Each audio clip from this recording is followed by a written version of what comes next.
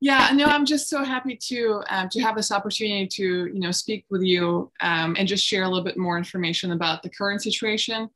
And I think it's an important conversation to have just because things are changing so quickly. So I will provide you with the most up-to-date information that I have as of today. Excellent. Yeah, I mean, it does seem like the situation is changing day to day. Like I understand a funding bill was passed recently that I hope will help to take the edge off Yes. of fundraising needs. Yes, and I will mention that I do have some information about that, which is good news, but it's not as easy as it all seems right now. Sure. Yeah. Yeah. I'm going to turn my camera off for just 1 second, and I'll be right back. Sure. And if you need to share your screen, you can do that. Okay, perfect. Well, thank you all for joining us. We are excited that Elena Corbett, who is a community engagement manager for Interfaith Ministries Refugee Services, is joining us today. And as I think many of you know, Covenant is organizing a group of people to assist with refugee resettlement, as Houston is expecting hundreds of refugees from Afghanistan starting actually a couple of weeks ago and continuing for a while. So we're really grateful that Elena is here to talk with us about everything that's involved in welcoming the stranger. And just a reminder, if you could please mute yourself if you're not speaking. So take it away, Elena. Well, thank you all again for having me. I think that we've been so lucky to have the support of the community on this, just because the situation with Afghan parolees, and I'll dive into the actual term, what it means. But we are prepared to resettle a large number of refugees, but we've never worked with such a large group that wasn't eligible for any benefits. And so I think some of the fundraising pushes that we've done, as well as other resettlement agencies, are based just on the sheer fact that we're more than prepared to welcome large number of refugees, but we've been fundraising because these Afghan refugees have not been able to partake in any of the benefits, and we're hoping that this will change. And I'll dive into that a little bit later on, but I kind of just wanted to give you all an overview of what resettlement really is. And I'll start with Interfaith Ministries, just so, because we do so many things and not everybody knows, the different programs and departments that we have. So our mission is to bring people of diverse faith traditions together for dialogue, collaboration, service as a demonstration of our shared beliefs. And so we have the Department of Interfaith Relations and Community Partnerships. And, if you were familiar, if you've been on any calls that they do with faith leaders, I like to call them the glue that holds us together, because they go and they do, presentations in the community. They create opportunities for people to collaborate, whether it's, resources or just to have an ongoing conversation about, diversity and current issues. So they do really, really important work. And in many situations, they connect me to, let's say, a group like you guys, that they, somebody reached out to them and they make a connection, and then we work with them very closely. We also have the Meals on Wheels department, which serves over 5,000 homebound seniors. And then we have this, what I think is an adorable program for their pets, because, we realized that most of the seniors, they have pets, and they were sharing their meals, to feed their cats and dogs and parrots. So we created this program that once a month delivers pet food and sometimes provides free veterinary services through community partners, toys and things like that. And then we have the Refugee Services Department, and I'll dive into the composition of that also a little bit later. And I did want to mention Volunteer Houston. So Volunteer Houston is fairly new. It kind of became moved under the umbrella of Interfaith Ministries just a couple of years ago. And they're this massive hub for volunteers and community organizations that need volunteers. And if you are not familiar with it, I encourage you to visit their website, volunteerhouston.org, to learn more, because we're able to post our most pressing needs on their website. And if you create a profile through Volunteer Houston, it gives you access to all of this information, and you're able to see in real time, whether we're adding new volunteer opportunities, or just makes it a lot easier to do the sign up and the background check. So I do encourage everyone here to check it out. And again, it's not just for, interfaith ministries. There are thousands of organizations, and whether you want to volunteer, with pets or refugees, there's quite a variety of opportunities available. I will start with kind of the broader picture. So we'll jump into the definition of who is a refugee. And it's a person that's forced to flee their home country based on these different factors. So whether it's race, religion, nationality, political opinion, or membership in a social group. It's not a very easy and straightforward process. It's a process that usually takes years, but it is really important to receive this sort of immigration status of a refugee, because it allows, whether it's here in the US or in a different country that this family or individual being resettled, it allows them, it gives them rights and in many situations, some temporary financial assistance, but it is a very lengthy process. I'll mention a little bit further down the line just all the security checks and medical checks that refugees go through before they enter our country. And then I have been getting quite a few questions about the parole status, and there are so many different parole statuses. So they're not all humanitarian paroles, but for our particular case here, which is the situation that we've seen with Afghan nationals, they are in the US, so they are being housed in these military bases. They've been there for over a month now, and they came here through the humanitarian parole, and that's their legal status in the United States. And it's an interesting system, because at the military bases that they have been to, they have been stationed at, they're going through, medical checks, checking their identity, also figuring out if maybe they have a family member that's, here in Houston or elsewhere in the United States, or, a former colleague, because most of them or many of them have worked with US troops. So they may, know this particular military family from their days of, serving. And it makes more sense to connect the family to, a place where they already know somebody, because it makes that integration process a little bit easier. It is a case-by-case scenario. So in order for you to be eligible for this, humanitarian parole, all this information needs to be, verified. And there's a lot of, documentation that goes with it, but it also ensures that, we know who these people are. We're making sure that, we're aware of any medical conditions that they may have. So it does allow them for a lawful presence in the United States, but does not, at this point yet, provide a path to lawful permanent residence. What we think that we will see is that once their humanitarian parole expires, which in some cases, most cases, it's a year. I have seen a couple that from other agencies that have a longer extension to their humanitarian parole. After their parole expires, we foresee that they will be able to apply for asylum. And then this will kind of pave the way to their permanent residence, in a lawful permanent residence in the United States.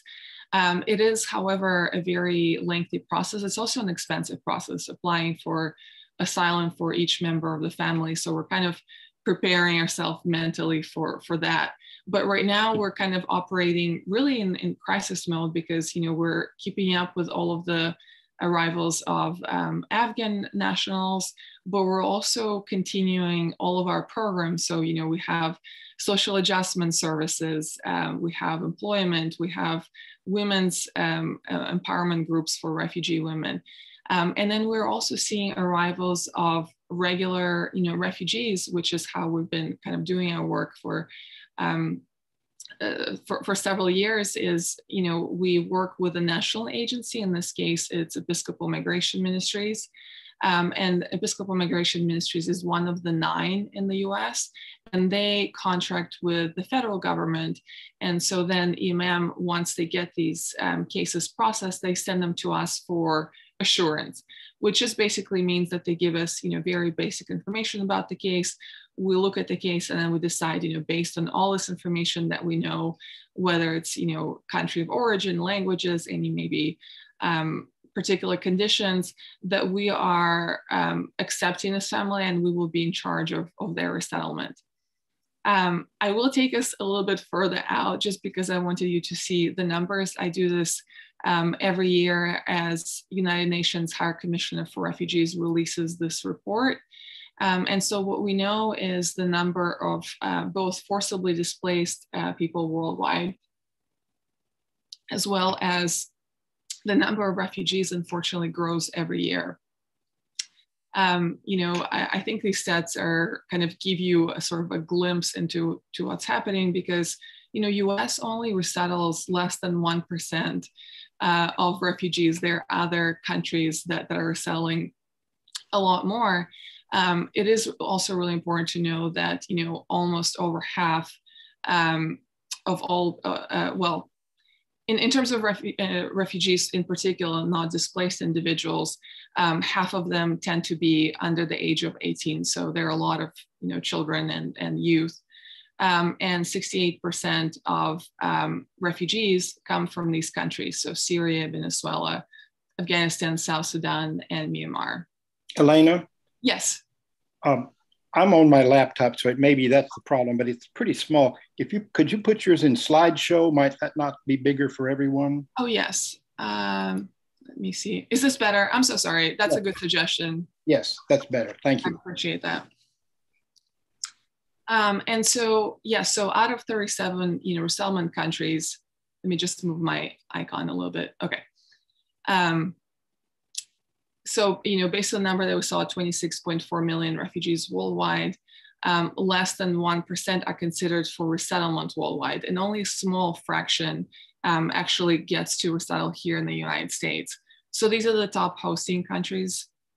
For some of them, it's just geographically, right? Because we know that Pakistan is also really close to Afghanistan and Turkey. And, we sort of see how people, sometimes they're internally displaced or sometimes they're displaced in the nearby country. But these are the top hosting refugee countries.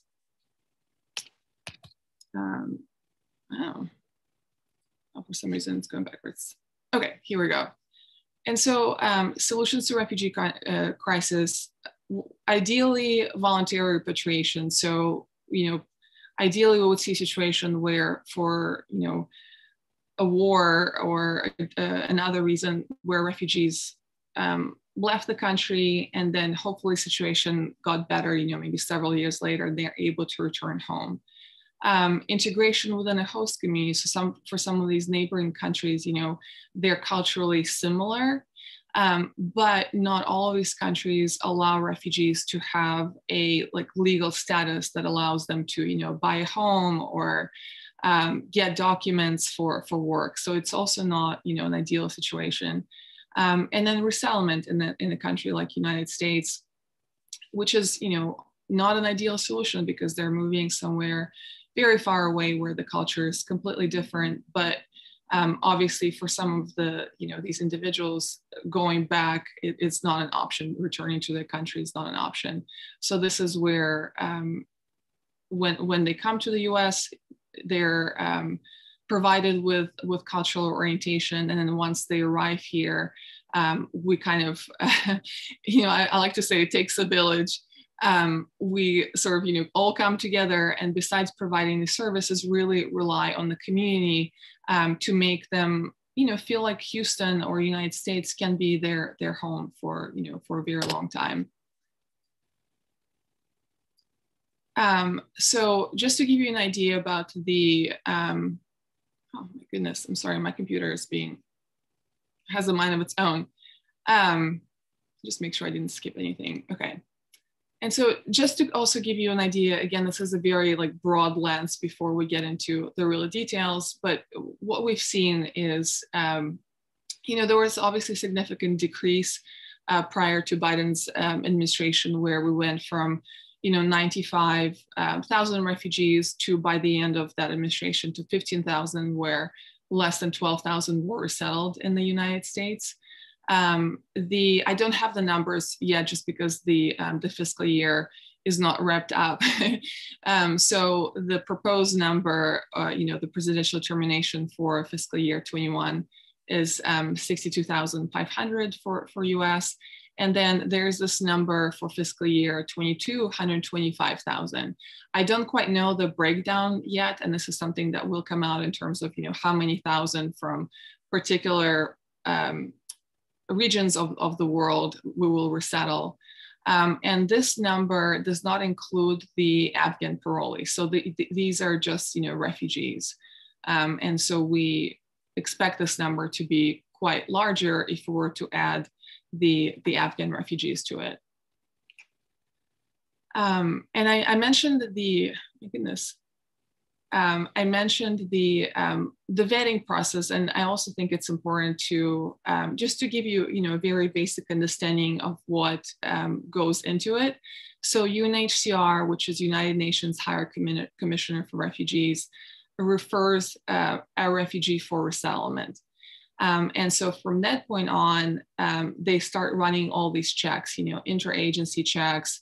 They start face-to-face interviews so they can provide all this documentation and really verify that this person indeed is who they say they are, and they're fleeing for the reasons that they say that they're fleeing. Then, you know, biometric security checks, background checks. They check several security databases, and work with federal government agencies to run these checks. And then the State Department assigns this case that was approved. Indeed, this person is, you know, who they say they are, and they fled for the reasons that they said that they did, to an NGO. And so, as I mentioned, in the US, there are 9, we call them VOLAGs, voluntary agencies. And, you know, you may also know that in Houston, there are 5 resettlement agencies. And so each one of the 5 has a different national agency that they work with that sends them the cases. And so in our case, it is Episcopal Migration Ministries. And these are just some of the government agencies that are involved in the vetting process. You know, this number here, so it does take between, you know, 18 to 36 months at the very least to go through this process for a refugee. You know, I've seen cases where it has taken much, much longer, you know, where this particular family that I'm thinking about from Democratic Republic of Congo has been going through this process where, you know, they fled their home country since the 90s. And so their kids were raised in a refugee camp, you know, missed on several years of education. So, you know, this number 18 to 36 doesn't really speak to some of these cases where it's taking years and years to go through this process. Also, please feel free to stop me. As I mentioned, I do tend to get carried away. So if there's something that doesn't make sense, please do stop me. And so here's Episcopal Migration Ministries. In Houston, so we have the United States Conference of Catholic Bishops, and they are Catholic charities here in Houston. And then LIRS, which is the Lutheran Migration and Refugee Services, they are affiliated with the local Refugee Services of Texas. So each one of us has a connection. I ran just a very basic report this morning just to kind of give you the most updated information that I have so far. And so what you see here, it's really interesting. So, you know, we've only seen 51 Afghan cases. We do expect a pretty large wave, or maybe several waves between now and March. So we think that this number of Afghans will be closer probably to 800, maybe more. maybe closer to 1,000. It's sort of just the details. The information changes, I should say, on the quite sporadic. So right now, and this number here, the 59 of Afghans, that's not just the humanitarian parole. That is also mixed with special immigrant visa holders. So they are the ones that worked with US troops abroad, usually for over 6 years. It depends on, the type of work that they did. And so because their life was, put in danger because of the affiliation to US military, they are coming to us through the special immigrant visa process. At the end of the day, Afghan parolees, Afghan refugees, they've all seen very difficult, circumstances, and their lives and lives of their families have been threatened. I will talk a little bit about the repatriation process or the reunification process later, because as you may imagine, the Afghan families that we see now, they have family members that were unable to come with them, and so I'll talk a little bit about the reunification a little bit later on, just because it's a question that tends to come up. Now, you may see a very large number here of Cubans. And that's really interesting because, technically the wet food, dry food policy we're supposed to come to an end at the end of President Obama's administration, but we're still seeing these parolees, Cuban parolees. Now, they're also called parolees, but their status is slightly different as well. Compared to the Afghan refugees, but we are seeing a huge number of them. And that is a population that also needs a lot of support. So we're also trying to, help these families that we're seeing in our offices with whatever we can, whether it's donations of, household supplies. We refer them to local food banks, because for the Cuban parolee population, much like for the Afghan population, it's taking a really long time to access any benefits. So things like, food stamps, and it makes it a little bit, harder for them and takes longer to get to a point where, they are self-sufficient. Of course, being in Houston and being in Texas, Spanish is a really great language to know. So in terms of employment, they are eventually, once they get their proper documentation, the employment authorization, they are eventually able to start working. But in some cases, it takes months. And so during that period, while they're waiting, they have to receive, some support, obviously. And so this is where we're working with these clients internally, but also referring them to some of our community partners here in Houston for assistance.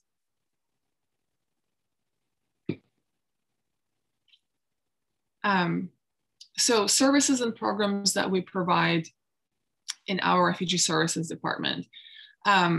I would say even before airport pickup, we furnished the department because we have a very detailed list that we received as a guidance from the federal government about every single item that we need to have in the apartment based on the number of people in the family. So, for instance, we cannot have used mattresses. We have to have new mattresses and new pillows. We work with a couple of furniture stores here in Houston to where we negotiate a lower price for the furniture. In some cases, they're able to deliver the furniture. In a lot of cases, our staff has to help with the apartment setup. And then, we're there very hands-on from the time that this person arrives in Houston at typically IAH at the Intercontinental Airport. Our caseworker is there who typically speaks the language of the client, or he may have a translator either in person or over the phone if he doesn't. And then we provide housing, very detailed cultural orientation. Sometimes we split the session over 2 days, but this is again where a group like yours or any individual volunteers that we work with can help us kind of reiterate this information about United States, about local norms, because obviously when a client sits there for 3 or 4 hours, it's a lot of information to absorb at once. And then we make referrals for English as a second language to a local community partner called Bilingual Education Institute. But we also work with volunteers that are able to practice English with the clients, because we know that the better their English is, the more opportunities they will have, whether it's in terms of employment or really just it'll help them integrate. Then our caseworkers also do school registrations, any sort of like vaccinations that are required for kids to start school. And then we start this really intensive case management process for the first 3 months. I would say it's very intense. That's where you get all of the documentation, hopefully in order. Caseworkers take these families for various appointments, around the city. And then we emphasize employment because, typically the financial assistance that refugees receive ends at the 8th month mark. So it's our goal to make sure that the adults in the family are employed, or in some cases where it's culturally inappropriate for a female to work, or maybe because, they have kids that are under or, pre-K. In some cases where the wife is not able to work, we're trying to find the, typically the male in the family, a job that's a full-time job with benefits, which, is not very easy. And some clients do have to start with very basic jobs. Some of them, manual, because they don't speak the language and they don't have the employment history in the United States just yet. But we do place clients in jobs. And so we have a very high self-sufficiency rate, or the way that we determine that is whether a client within 6 months was able to be placed in a job that allows to pay their very basic bills. So, things like rent and utilities. And then additional programs that we have created are the Women's Empowerment Group for refugee women from Arabic-speaking countries initially in 2015. In 2019, we added an empowerment group for Afghan refugee women. And just last week, we started a new program for the newly arrived refugee women or parolee women from Afghanistan.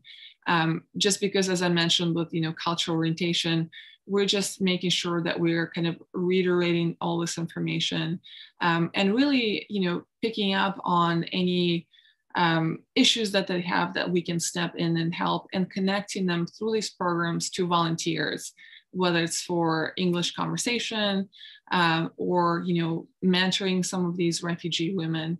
And then the Refugee Youth Mentorship Program, which we also started in the midst of the pandemic. And this program provides educational support, that provides workshops for our refugee youth, and also connects them to mentors. And then as far as resettlement services, so even though when I said that the financial assistance ends at that 8th month period, typically in most cases, it's either 6 or 8 months, depending on the program that they got enrolled in. The clients can come back to us, to our agencies, for services.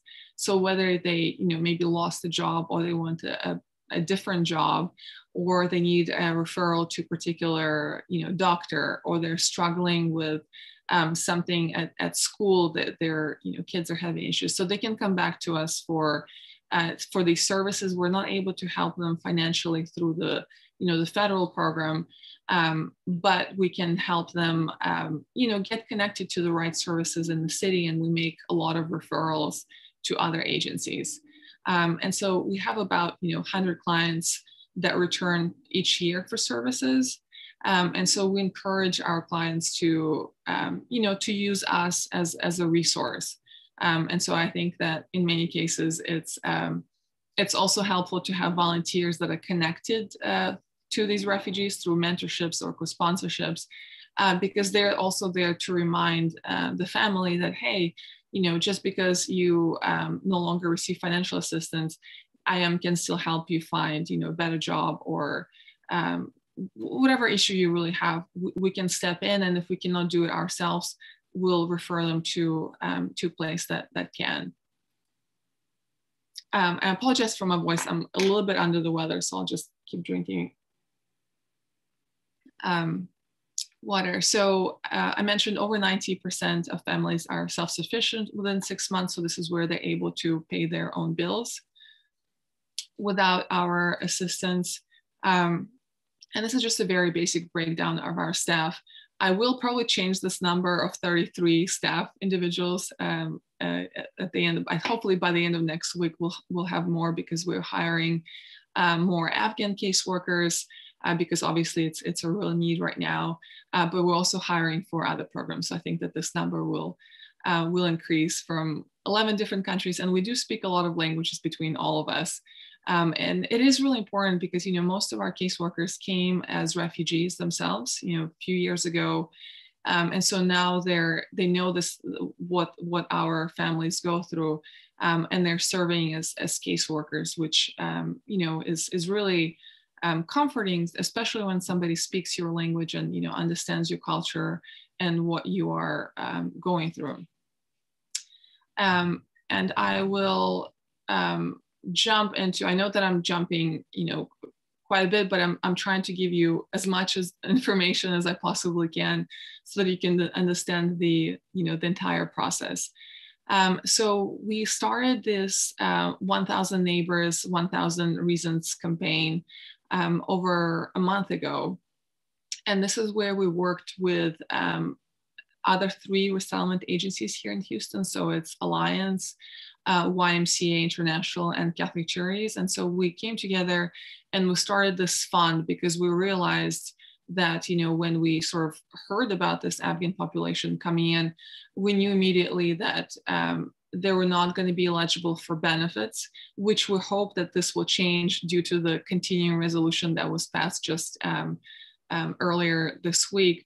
But we just, put our heads together and, did some math and figured out, based on the number, like let's say 4 members of the family, if we are having to fundraise for, for everything, for things like rent, furniture, even paying medical expenses, what would that look like?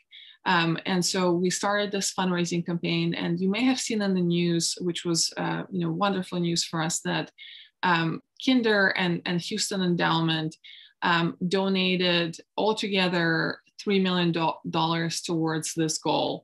And this is a very large goal. It's a goal of $8.5 million based on the projected number that each one of these 4 agencies, including Interfaith Ministries, will receive. And so that generous gift was very welcome news, because now that we know that potentially through this continuing resolution which passed, we hope that these Afghan families will be able to partake in benefits such as SNAP benefits, or Medicaid, which obviously is very, very important. But there's also, well, first of all, we don't have like a formal, this literally just, happened a few days ago. So we don't know when this will take place. Will this start in, several weeks? Will it be in several months? And also there are backlogs in terms of employment authorizations. We've seen a rise in housing costs in Houston. Unfortunately, the rent has gone up, affected by the pandemic. So we're still fundraising as if we had no, assistance from the federal program. And we're going to be operating that mode until we know more. And so in my work, one of the most important pieces of this that I see of welcoming these refugee families and making them feel like, Houston can be their home, is connecting them to the community. Because this is something that would happen, in some cases, it just takes a very long time to connect to somebody from a local community, because typically when we provide the housing, set the apartment for the family, they're typically surrounded by either other refugee families, either from similar cultures or maybe even different cultures. But it does take a while, just because of language abilities, to connect to somebody who's not a refugee, who's not a neighbor, who's just a member of the community and is willing to show them Houston and really welcome them.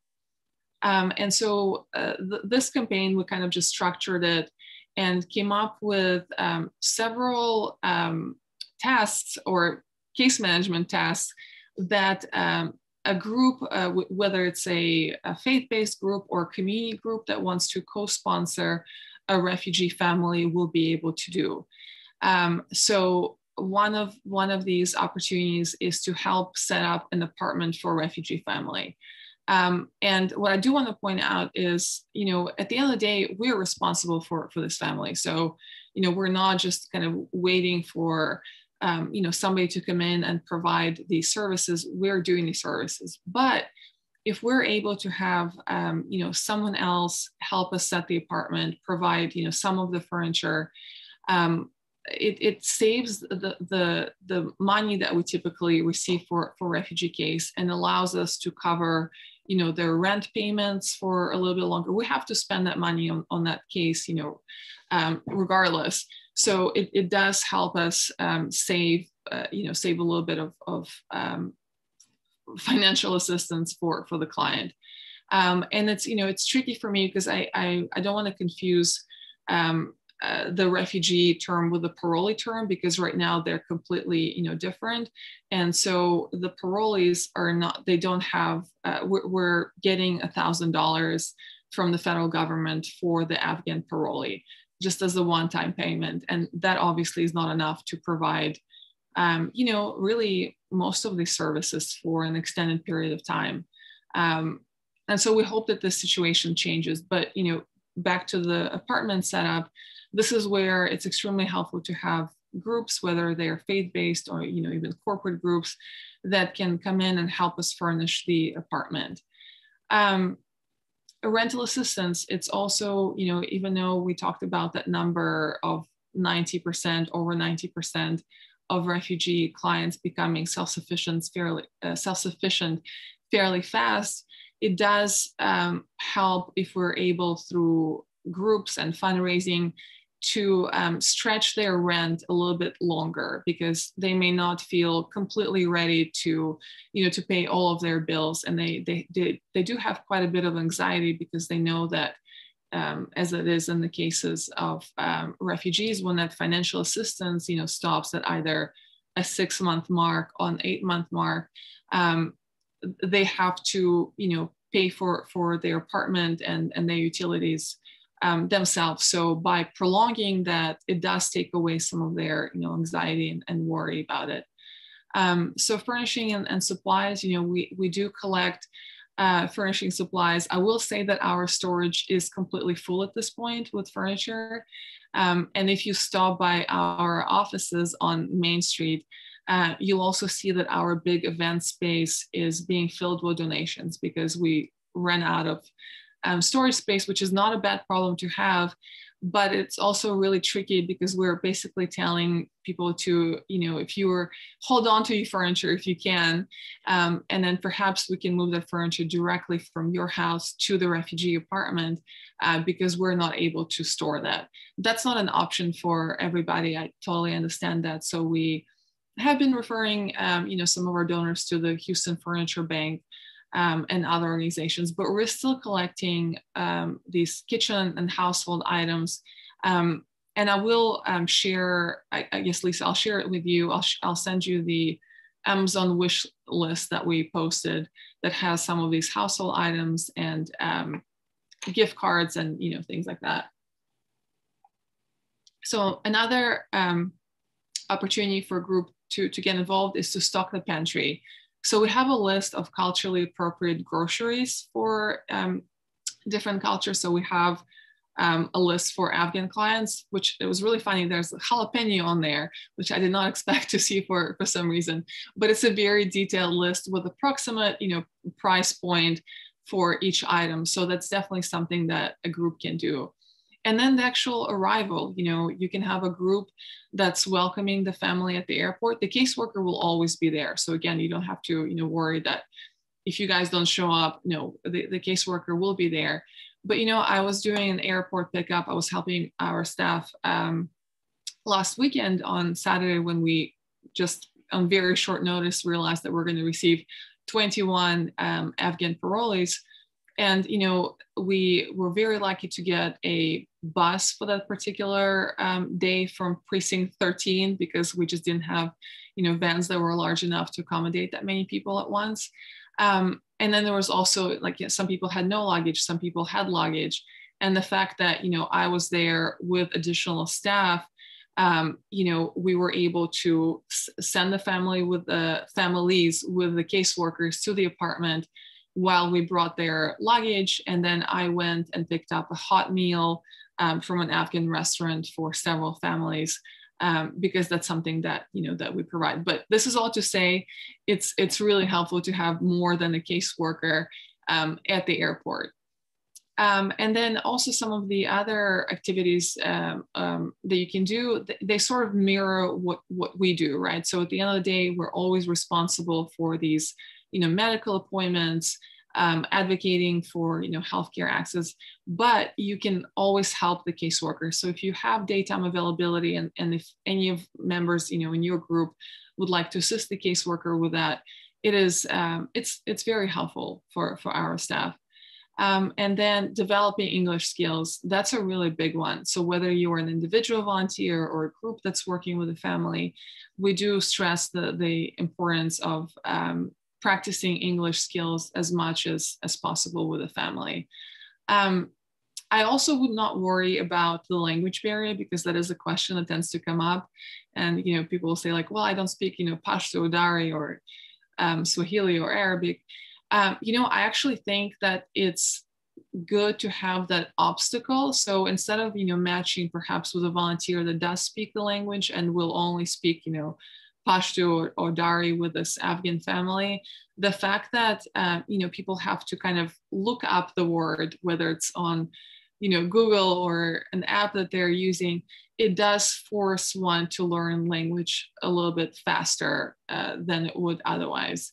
You know, when I was 11, we moved to Portugal from Russia, and my mom put me immediately in a Portuguese school. I did not speak the language, but, you know, luckily, because I was so young, in just several months, I learned Portuguese. But it was helpful to, you know, to just kind of be put in that situation where you're forced to learn the language. So don't worry about the fact that no one in your group speaks, you know, Pashto, Dari, or any other languages.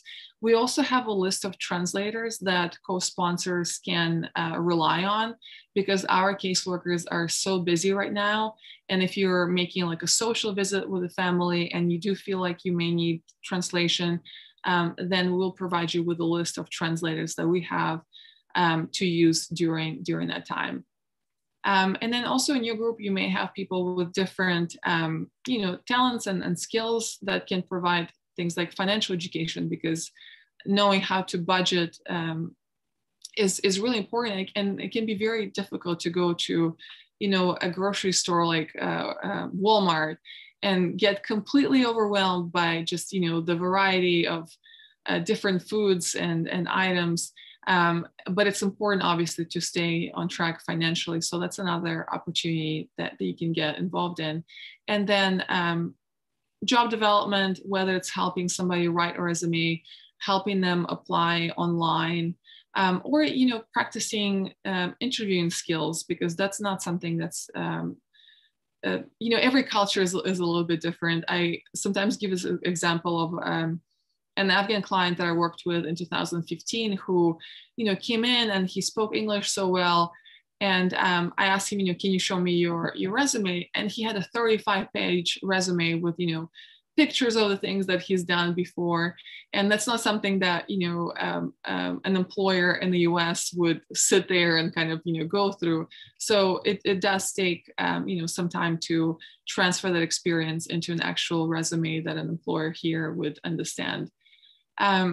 transportation assistance, very important, especially right now that we're seeing such a large number of arrivals. So whether you're helping us with the airport or particular appointments, maybe waiting for somebody to complete their school registration, that's another way to help us.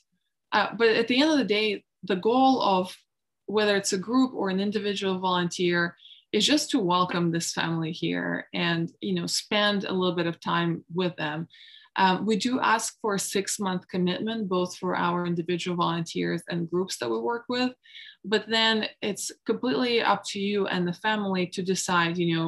I recommend that you spend about an hour or 2 hours, if possible weekly, every couple of weeks, just as long as there's not too much time that goes on where 2 months later you're like, oh yes, let me meet up with this refugee family. Just because as you know, with friendships, when you meet somebody new, it takes some time for people to feel comfortable and build that trust and connection. So we do encourage, and whether it takes place virtually or if you want to transport the family to maybe like an outdoor area or meet with them elsewhere, that's also something that you will be able to to decide for yourself and by talking to this family that you're helping. I don't want anybody to get stuck on this number of the financial commitment. That's a number that we put together based on the Afghan parolees that were not eligible for any benefits. But again, if a group fundraises for just several months of rent, that's already a huge help. And the reason why this number, 7,000 to 10,000 is so large because, there were no access to public benefits. And something that we've seen is, when you don't have access to Medicaid, even, the smallest, the most basic medication without insurance can cost thousands of dollars. So we did take that into account.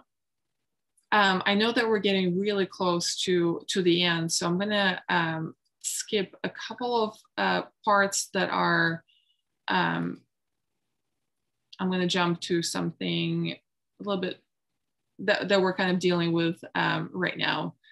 I will say that for all of the volunteers, everybody's required to do a background check.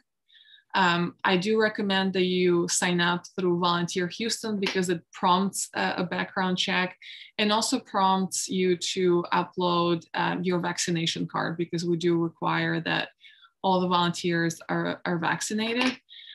What we know is that these military bases, the Afghan parolees, they're given the opportunity to have a COVID vaccination. Now, we don't know, whether they said yes to this opportunity, but we do require absolutely everybody, volunteers, clients, staff, to wear masks. All of our staff is vaccinated. But again, I can't, tell you with 100% that I know that this family is vaccinated just because I don't have that, information. It is really important to not provide any direct, cash support to the family directly, because it can create an expectation, and it can create, also just makes sometimes the relationship a little bit, maybe less, money is just awkward, dealing with money is just a little bit awkward. But it also allows us, so, if you want to cover another month of rent, or you feel like this family needs some support, what we encourage you to do is to donate this money to us, and then we will, pay the rent or the leasing office directly, instead of giving, cash to the family. But this is not to say that you cannot, bring them, groceries, or let us know what their needs are, because that's also somewhere that we'll be able to step in. And then no proselytizing. And, I do have to mention, especially for the faith groups that I work with, most of our clients that I have seen now, they are Muslim. And we want to make sure that, you can invite them to service and they can, say yes or no to it. And perhaps they'll be willing to kind of, share their religion with you and invite you to some of the events that they have at the mosque potentially. But there's no, proselytizing. and confidentiality is very, very important. So, if you start working with the group and you pick them up at the airport, especially with the Afghan groups, Afghan parolees that have family members, you cannot take, pictures and post them on social media, because that can put the life of their family members in danger. Or you cannot tag, the geolocation of the picture. I'm at such and such, apartment complex, because, not everybody feels strongly about supporting refugees. So we want to make sure that, their private information about where they live and what they do just stays between you and, the group that's helping. And then the very last thing that I'll mention here, and then hopefully I can answer some questions, is we have an urgent need for volunteers, because we are, we are overwhelmed by the donations that are coming in, by having very short notice, sometimes hours before knowing that the family arrives. So it's also really difficult to find volunteers that have daytime availability. But because airport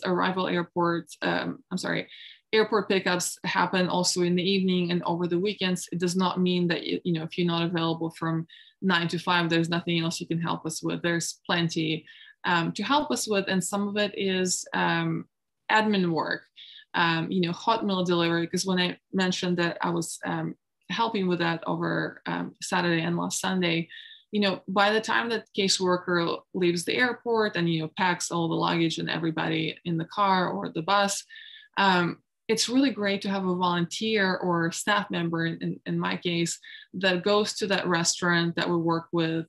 In this case, it's Afghan Village off Hillcroft, and picks up a meal that we, pay for at a discounted rate, and then delivers that meal in coordination with the caseworker, so that, by the time that the caseworker arrives with a family, there's a nice hot meal waiting for the members of the family.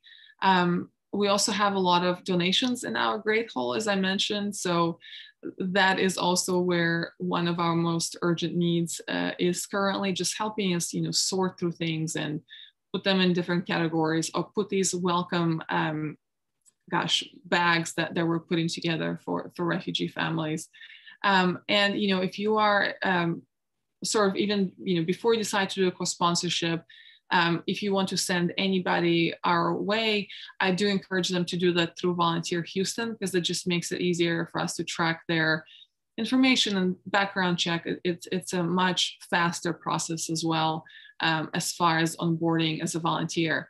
And once you sign up for Volunteer Houston, you can search for Interfaith Ministries, Refugee Services, and you'll see, in this case, 8 volunteer opportunities that are posted on that, in their portal, in the Volunteer Houston portal. I am going to, let's jump into questions, because I talked for a very long time, and I'm sure you have quite a few questions. Thanks so much for the great presentation. I know we're just about out of time. Before we jump into questions, I put this in the chat, but I just wanted to let folks know that you can contact me or Susan Wegner if you're interested in helping out with our efforts to assist refugees. And we'll be sending out a survey soon as well. But does anyone have a quick question? And maybe we could stop sharing slides so we could see people, if that's okay. Yes, and I'm so sorry that I probably gave you, too much information, but I didn't want you to see how the process happens and how do refugees actually get here. Oh no, that was really great to get all that context. Not too much information at all. We like information. Yeah. You're very kind. Let me see if there's anything in the, oh, okay. Just making sure I didn't miss anything in the chat. But Lisa has my contact information, and I am giving out my cell phone number as well, just because I'm not always able, sometimes it's taking me like longer than a day or two to respond, because I'm getting so many emails. So I will post that. I actually just changed numbers to make it a little bit easier for people to memorize. So I'll post that in the chat. Well, I think our church agrees that one of our responsibilities as ethical people and as Christians is to look out for strangers. So we appreciate very much your giving us this opportunity to see how we might be helpful in what is truly a dire situation. Thank you so much. Thank you. And it's a rewarding experience. I will not say that it's a very easy experience where everything goes according to plan and this family, magically in 8 months becomes completely integrated into the society. It is a lengthy process. And also I will not stop that at your interaction with the family, at 6 months. People become friends typically by the end of the 6 months, and you're more than welcome to continue visiting the family and interacting with them. Susan Wagner has a question. Yeah, I was just wondering, what is our next step in sponsoring a family? The next step would be, if you feel like you have a group already that is willing to do that, is to decide whether you're able to fundraise to support the family, help them with rent basically for several months. And then once you are sort of decided on, this is the group, there's 10 or 20 or 30 of us, then I will make sure that I'm going to give a pretty similar orientation, just because, people that were on this call, there may be others that haven't, seen this information, but I'll go over like kind of specific tasks, and I'll dive into what you can help us with and some of the rules and regulations. And then we will start matching you with a family. I will kind of just ask you to be patient with us because as these families arrive, we're going to see these arrivals between, again, now and I foresee at least March or April, probably even further. And so, it may take us a bit of time to match you with the family, but on our end, we're also making sure, because we're not getting a lot of information on these Afghan parolees. Typically we know like the employment history and all these things. What we're getting from the military bases is basically name, gender, age, right? So it's taking us some time to kind of, get to know them a little bit, to figure out who would be the best, because I cannot match, there are just not enough, community partners or faith-based partners to be matched with every single family. So then it falls on us to decide which case would be the most suitable for a co-sponsorship. But it's not going to take us longer than a month, I don't think. I will ask though that everybody that does want to be part of this, that you complete the background check. And again, I keep promoting Volunteer Houston, only because it's a much simpler process as opposed to what we've had over the last, however many years, where some people were filling out the form manually and then like faxing it or scanning it to us or going to our website. And it saves everybody a lot of time. And then, if you are willing to start, maybe collecting items, you can start doing that. I will just kind of caution you in terms of storage space. If you were able to hold on to these items until we actually match you with the family, that would be great. And I'm sure that there will be questions that will come up as you kind of like putting the group together. So I will, make myself available to answer any questions that you may have about this process. And again, some of this information may change. So most likely Lisa and I will have another conversation next week or the following week where I will just have more guidance about the whole, benefits portion and what is happening with the Afghan parolees. Thank you. You're doing God's work. Oh, thank you. And thank you also for people in the chat, Nancy and John, that are recommending me some cures for my cold. I appreciate that. Thank you. Very kind of you. Thank you again. Thank you. Thanks so much. We really appreciate you joining us. I do as well. And I will just stay in touch with you, Lisa, and feel free to reach out to me. Sounds great. Thank you. Have a wonderful Sunday. Yeah, you too. And stay tuned, everyone, for some follow-up steps.